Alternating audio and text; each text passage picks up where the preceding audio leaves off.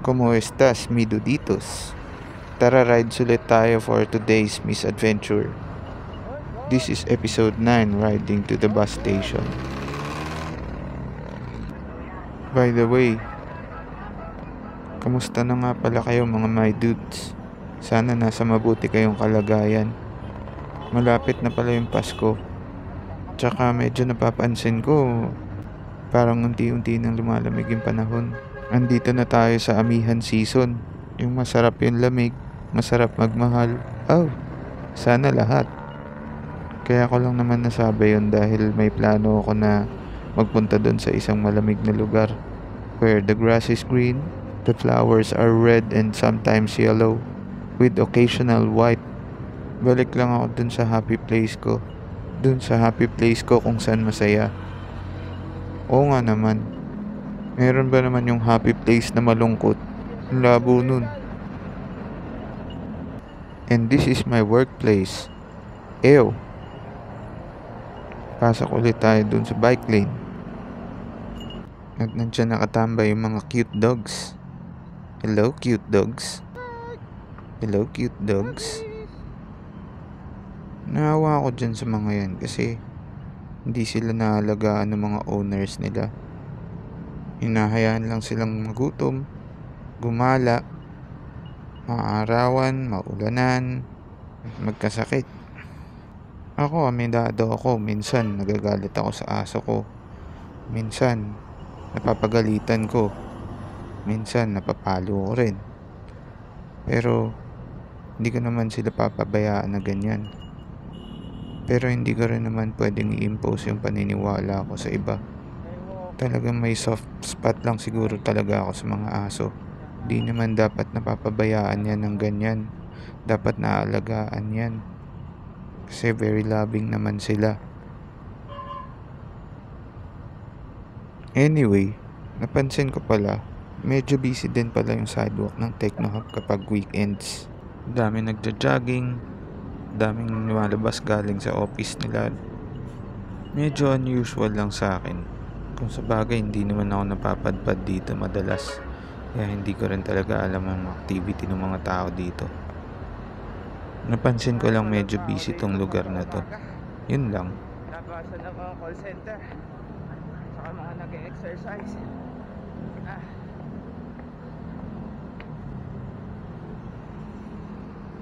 At ganun-ganun lang, nandito na ulit tayo sa footbridge.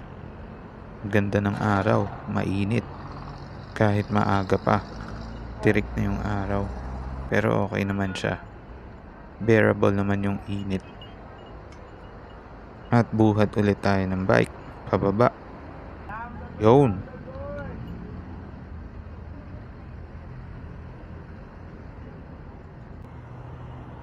At nandito na tayo kaagad sa UP. Kakanan dyan sa may CP Garcia.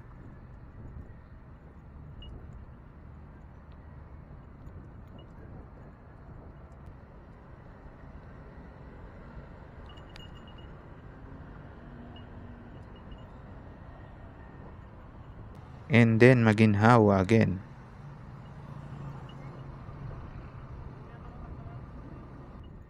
Hello po ate. What is your name po? Truck pala doon. Ito naman pala yung muntikan akong sumemplang. Niwasan ko kasi yung truck na nakapark dyan sa bike lane. Habang tumatawid ako, nitingnan ko yung mga paparating na sasakyan.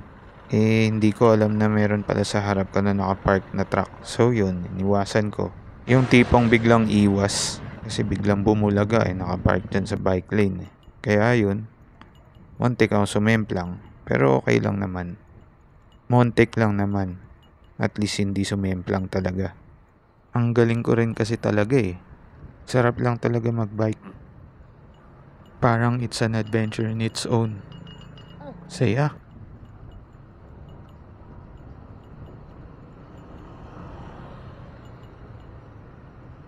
At ito, malapit na ako sa estasyon.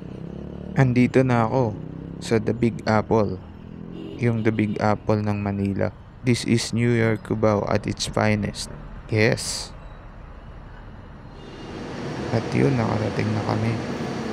By the way, ito pa rin yung gamit ko. Yung OG ko. si Merida. At yan, sinugatan niya ako sa alulod. Okay lang, hindi naman masakit.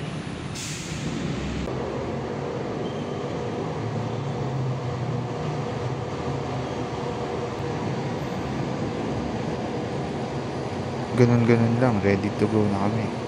Nakabook na ako ng flight papuntang Baguio. And I'm so ready. Okay, homeward bound. Let's go.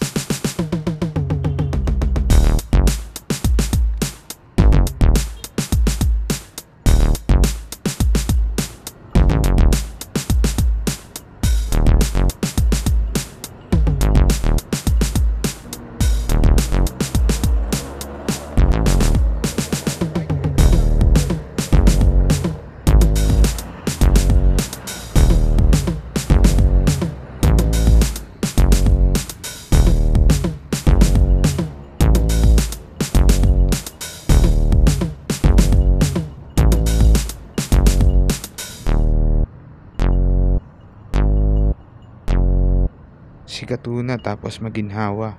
Let's go.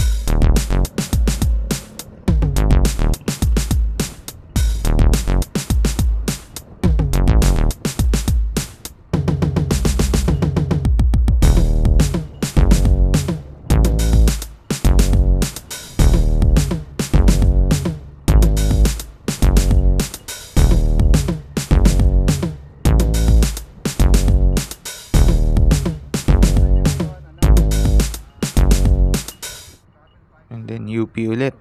Sarap talagang dumaan dito. Napakapayapa, napaka-chill. Kaya pag pauwi ako, ito lagi route ko eh. Sa UP lagi ako dumadaan. And this is me enjoying the place. Riding in my own pace. That's why I love solo riding. Hindi ko maiwasang mapangiti habang nagra-ride. Kitang-kita naman sa mukha ko, 'di ba?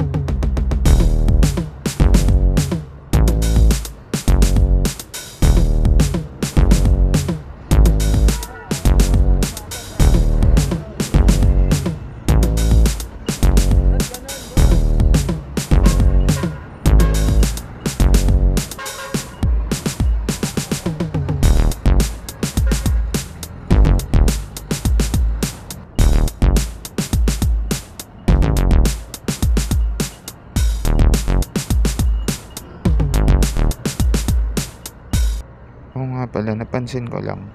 Hindi ko alam kung bakit ganito yung waiting shed dito. Hello, Commonwealth.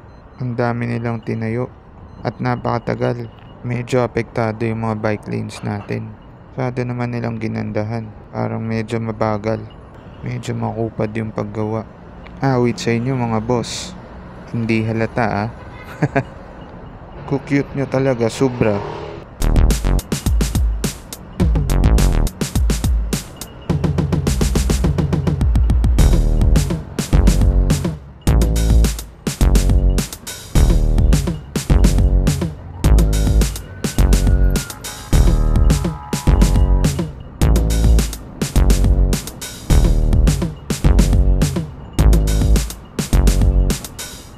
Yun, swabe lusong na my dudes.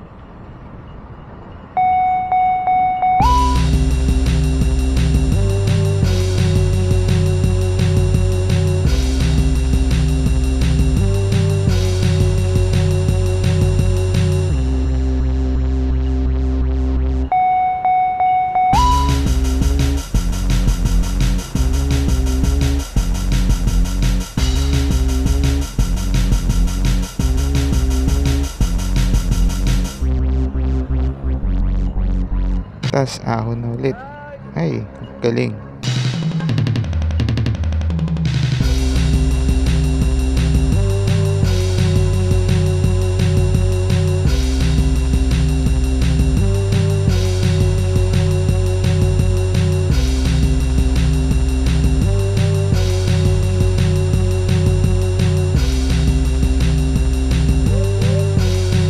Tas ito, lusong na ulit.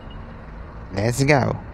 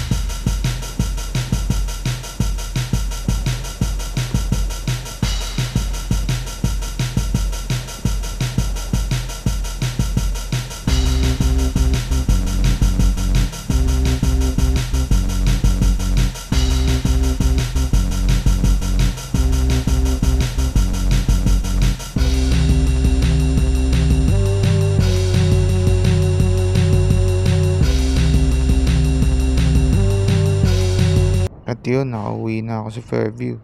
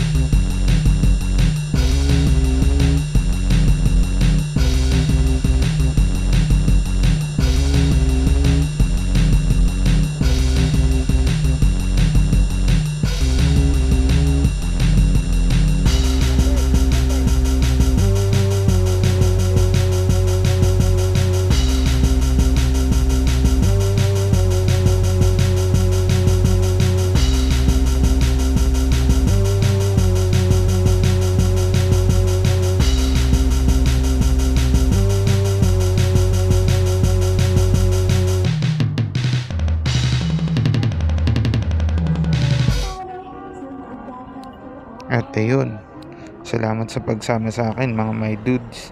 Kung nalibang kayo sa content ko, edi nice. Sa next time ulit, stay sunny, my dudes.